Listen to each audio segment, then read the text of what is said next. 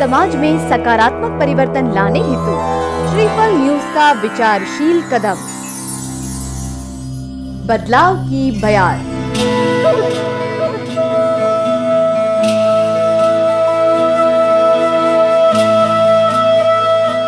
बदलाव की बयार श्रीफल न्यूज का वो कदम है जहां समाज में सकारात्मक परिवर्तनों की बात सकारात्मक नजरिए और ऊर्जा के साथ होती है।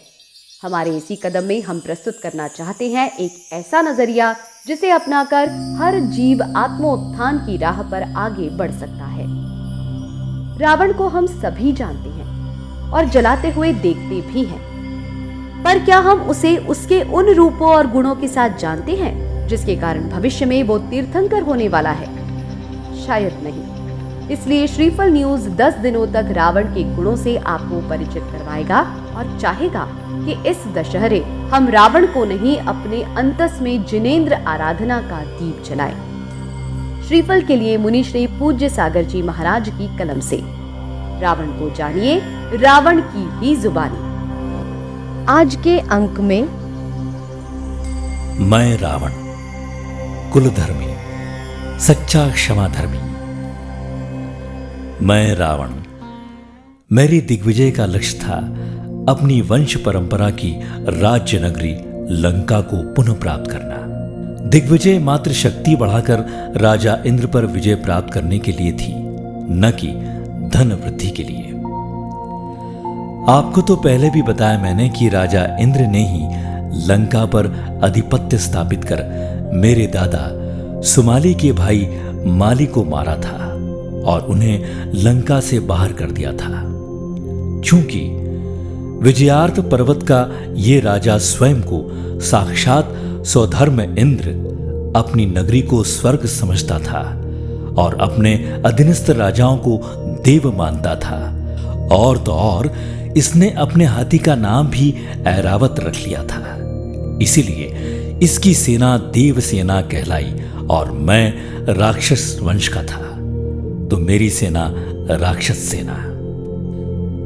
इसलिए जब मैंने इस पर विजय प्राप्त की तो लोक व्यवहार में कहा गया कि मैंने स्वर्ग के इंद्र को जीत लिया, जो गलत था। खैर, यहां यह महत्वपूर्ण नहीं। जब राजा इंद्र से युद्ध के दौरान दोनों ओर के सैनिक बड़ी संख्या में आहत होने लगे तो मैंने स्वयं अकेले ही इंद्र को युद्ध के लिए ललकारा।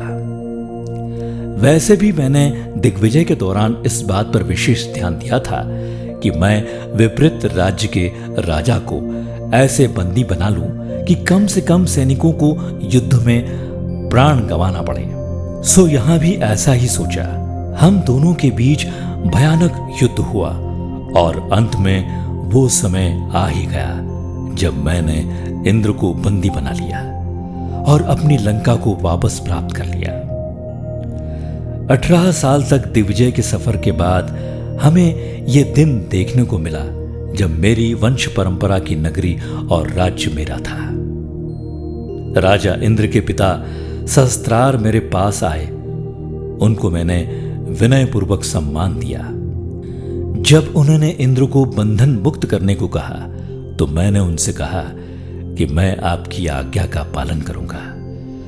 आप मेरे पिता तुल्य हैं, इसीलिए इंद्र मेरा चौथा भाई है। वो जितना चाहे राज्य ले और वहां राज्य करे, मुझसे इससे कोई तकलीफ नहीं।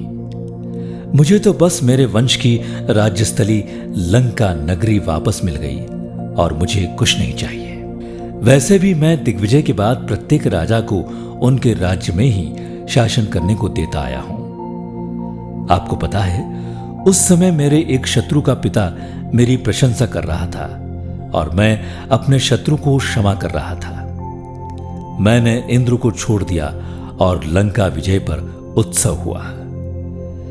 मेरे दादा सुमाली ने उस उत्सव के दौरान बताया था कि एक मुनिराज ने कहा था कि रावण ही तुम्हें लंका वापस दिलवाएगा, और हुआ भी वही। इसका मतलब ये मेरा कर्तव्य कर्म था, इसलिए मैंने दिग्विजय हासिल की। यही मेरा धर्म कुल धर्म भी था। आपसे एक प्रश्न करूं, आप में से कौन है जो अपने शत्रु के पिता को सम्मान दे और यही नहीं, शत्रु को क्षमा कर उसे राज्य संपदा भी देते? अरे आप तो शत्रुता इस प्रकार निभाते हो कि अपने दुश्मन के घर परिवार, नाते रिश्तेदार और संतानों से भी शत्रुता का भाव जीते हो। बोलो, मैं था ना कुलधर्मी और क्षमाधर्मी? मेरा पुतला जलाकर क्यों अपनी कर्मी की गति खराब कर रहे हो? मैं समझ ही नहीं पाता कि ये देखने के बाद ही मेरे एक अवगुण ने मेरे 1000 सद्गुणों का तेज धूमिल कर दिया। फिर भी तुम कोई शिक्षा ग्रहण नहीं कर रहे हो। मैं सही में तुम्हारे लिए अत्यंत दुखी होता हूं।